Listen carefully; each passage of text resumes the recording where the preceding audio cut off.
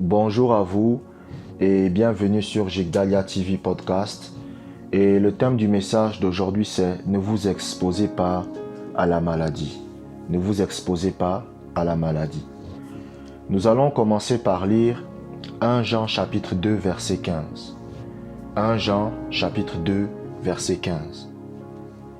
N'aimez point le monde, ni les choses qui sont dans le monde. Si quelqu'un aime le monde, l'amour du Père n'est point en lui. La première chose que vous devez comprendre dans ce podcast, c'est que vivre selon le monde vous expose à la maladie. Vous savez, plus le temps ne fait que passer, plus nous ne faisons que découvrir des nouvelles maladies. Vous allez voir que dans les années 1940, je ne pense pas que le sida existait. Vous allez voir qu'aujourd'hui, le sida existe.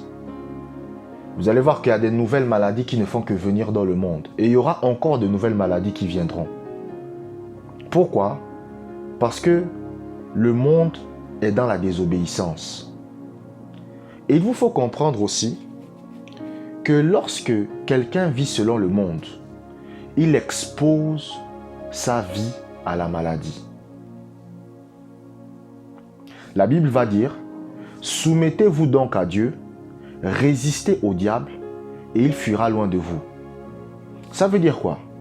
Ça veut dire qu'en réalité, lorsque vous êtes soumis à Dieu, vous avez le droit d'être en bonne santé. Mais quelqu'un qui n'est pas soumis à Dieu expose sa vie à la maladie. Maintenant, je ne suis pas en train de dire que quelqu'un qui vit, plutôt que tous les chrétiens qui sont malades sont des chrétiens qui vivent selon le monde.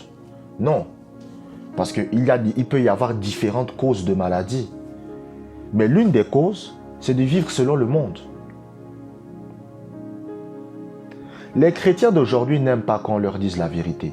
Et c'est ce que l'apôtre Paul a dit. L'apôtre Paul a dit que dans les derniers temps, les chrétiens vont se choisir des enseignants qui leur diront ce qu'ils veulent entendre. Aujourd'hui, les chrétiens aiment qu'on leur enseigne ou qu'on leur prêche ce que eux ils désirent. Vous savez, j'ai sorti une vidéo là où je parlais de l'enfer. Mais cette vidéo là, elle a fait très peu de vues. Elle a fait très peu de vues. Pourquoi? Parce que c'est des vidéos que les gens n'aiment pas entendre. Les gens n'aiment pas entendre les vidéos qui disent que non, il faut être soumis à Dieu, il faut donner sa vie à Jésus-Christ, sinon c'est l'enfer qui nous attend.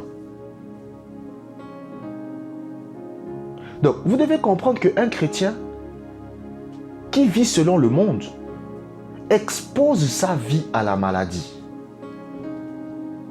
Un chrétien qui parle, qui marche, qui agit comme les gens du monde agissent, qui fait les choses comme les gens du monde le font.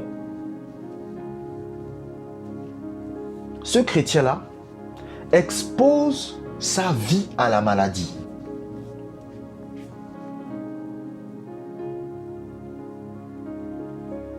Et c'est le problème de beaucoup de chrétiens aujourd'hui. Vous savez aujourd'hui, quand vous voyez la plupart des chrétiens, il n'y a pas de différence entre le monde et eux. Il n'y a pas de différence. Les gens du monde, quand vous voyez comment ils s'habillent, vous voyez aussi les chrétiens comment ils s'habillent, il n'y a pas de différence. Les gens du monde, la façon dont ils parlent, quand vous voyez les chrétiens, la façon dont ils parlent, il n'y a pas de différence. C'est pareil. Un jour, je me rappelle une fille, elle me montre une photo, elle est en décolleté. Mais je lui ai dit, mais est-ce qu'une fille chrétienne, est-ce que c'est bien de montrer ton décolleté? Pourquoi? Parce que aujourd'hui, les chrétiens sont influencés par le monde. C'est pour cela que beaucoup de chrétiens sont malades. Je ne suis pas en train de dire que tous les chrétiens qui sont malades vivent selon le monde. Mais beaucoup de chrétiens sont malades parce qu'ils vivent selon le monde. Aujourd'hui, la plupart des chrétiens n'ont de chrétiens que le nom. C'est-à-dire que ceux qui font en sorte qu'ils soient chrétiens, c'est juste parce qu'ils disent qu'ils sont chrétiens. Mais quand vous voyez leur vie, quand vous voyez leur façon d'être, il n'y a pas de différence entre eux et le monde. Il n'y a pas de différence. Vous savez, moi, il y a un papa que je connais et il n'est pas chrétien. Il est très loin d'être chrétien. Ce n'est pas un chrétien. Mais par exemple, il ne boit pas. Il ne couche pas avec les femmes n'importe comment. Pourtant, ce n'est même pas un chrétien. Mais vous allez voir des gens qui vont à l'église qui font ça. La dernière fois, j'ai écouté une histoire d'une femme qui allait à l'église, qui priait Dieu, mais qui couchait avec le fils de son mari. Donc, c'est-à-dire que son beau-fils, si vous préférez. Donc, c'est-à-dire l'homme l'épouse, l'homme le met dans sa maison, et pendant que le papa sort, la femme, elle fait quoi? Elle couche avec le fils. Et elle dit qu'elle prie. Maintenant, au bout de 2-3 ans, c'est là que le fils dit que, ce que nous on est en train de faire à mon père là, c'est pas bien. Moi, je vais tout raconter à mon père. Elle commence à stresser. Donc, pendant 2-3 ans, elle passait son temps qu'à coucher avec le fils de son mari. Mais c'est des gens qui vont à l'église. C'est des gens qui les dimanches sont à l'église. C'est des gens qui disent que Jésus-Christ est leur Seigneur. C'est là que vous vous rendez compte qu'il y a un problème.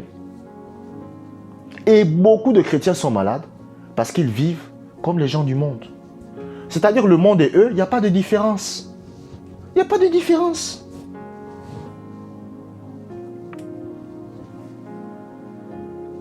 Ne vivez pas selon le monde. Parce que si vous vivez selon le monde, vous vous exposez à la maladie. Vous savez, un jour, il y a un malade que Jésus va guérir. Jésus va guérir le malade. Et Jésus va dire au malade, va et ne pêche plus. Il va dire, va et ne pêche plus. Est-ce que vous savez c'est quoi le péché? Le péché, c'est vivre selon le monde. Dieu ne va pas vous condamner si vous faites une erreur. Vous savez, une erreur, c'est quelque chose que vous n'avez pas l'habitude de faire, mais vous l'avez fait. Mais vous n'avez pas l'habitude de faire ça, mais vous l'avez fait. Ça, c'est une erreur. Maintenant, le péché, c'est quelqu'un qui vit quoi? C'est quelqu'un qui vit comme les gens du monde. Quand quelqu'un vit comme les gens du monde, c'est à partir de ce moment que Dieu appelle ça le péché. Donc, Jésus lui disait, si tu veux rester en bonne santé, ne vis pas comme les gens du monde vivent. Amen. Nous allons lire un deuxième passage biblique.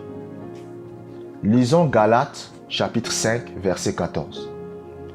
Galates, chapitre 5, verset 14. Toute la loi est accomplie dans une seule parole.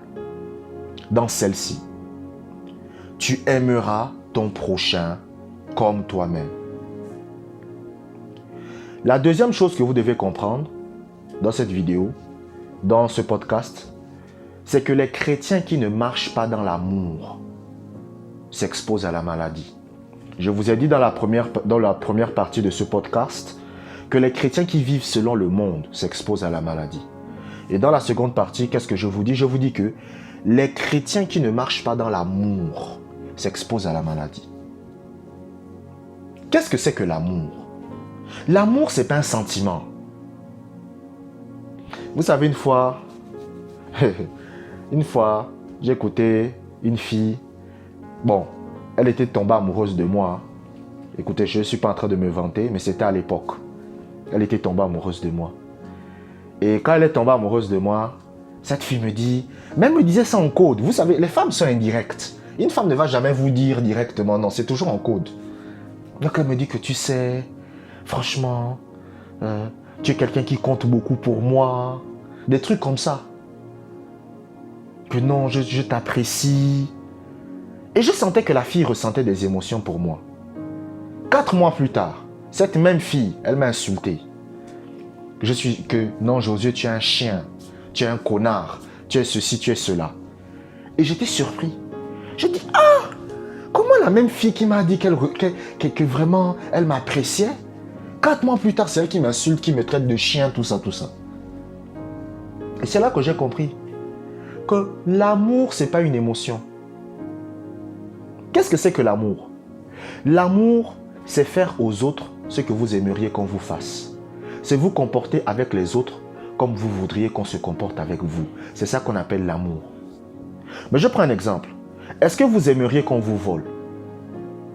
Si vous n'aimeriez pas qu'on vous vole, ne volez pas les autres. Est-ce que vous aimeriez qu'on vous insulte? Si vous n'aimeriez pas qu'on vous insulte, n'insultez pas les autres. Vous savez, ça c'est les choses que j'ai reprochées même à des parents qui étaient des adultes à l'époque. On avait quelqu'un une maman, elle passait son temps à nous insulter. C'était à l'époque. Mais moi, un jour, j'ai dit à la maman, j'avais 19-20 ans, j'ai dit à la maman, mais est-ce que tu trouves ça bien d'insulter toujours tes neveux? Est-ce que c'est bien?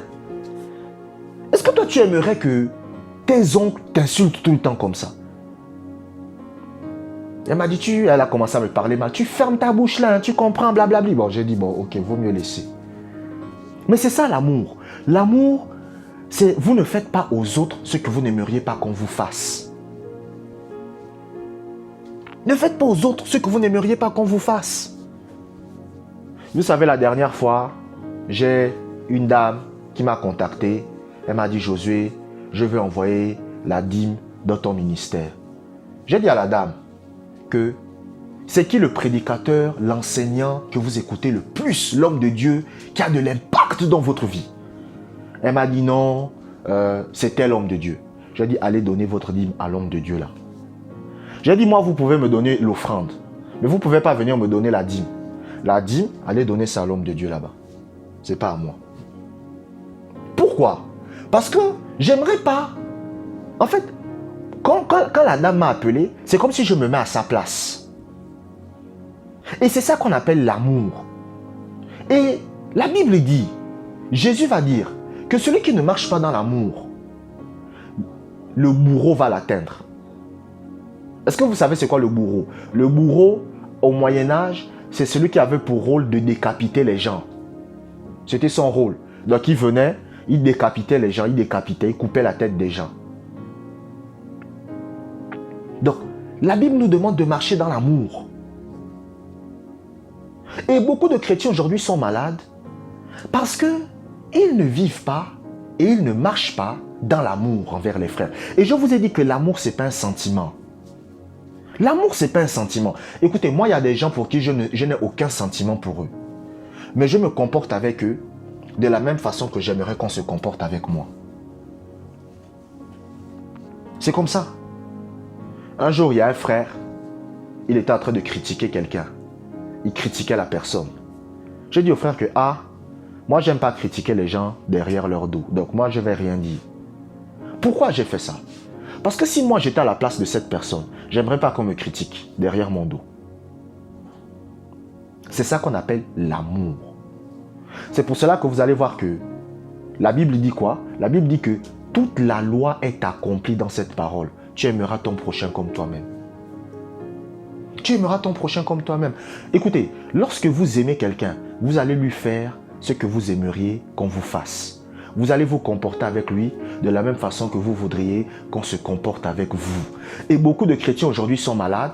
Il y a même des chrétiens qui ne parviennent pas à obtenir leur guérison parce qu'ils ne font pas aux autres ce qu'ils aimeraient qu'on les fasse.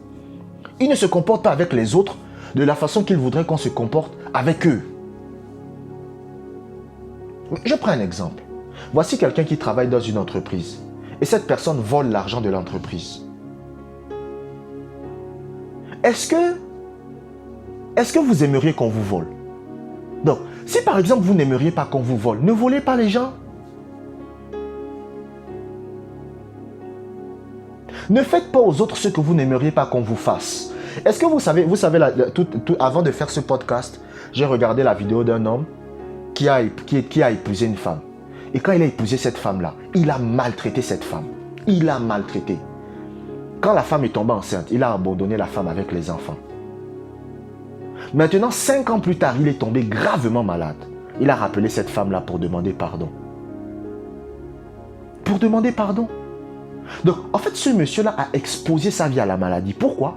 Parce qu'il a traité sa femme de la façon que lui-même, il n'aimerait pas qu'on le traite. Mais écoutez, quelqu'un vous gifle votre femme. Est-ce que vous aimeriez qu'on vous gifle? Si vous n'aimeriez pas qu'on vous gifle, ne giflez pas votre femme. Mais si vous ne voulez pas qu'on vous insulte, n'insultez pas votre femme. Sinon, vous vous exposez à la maladie. C'est pour ça qu'il y a des papas aujourd'hui qui sont malades. C'est parce que vous avez maltraité votre ex-épouse.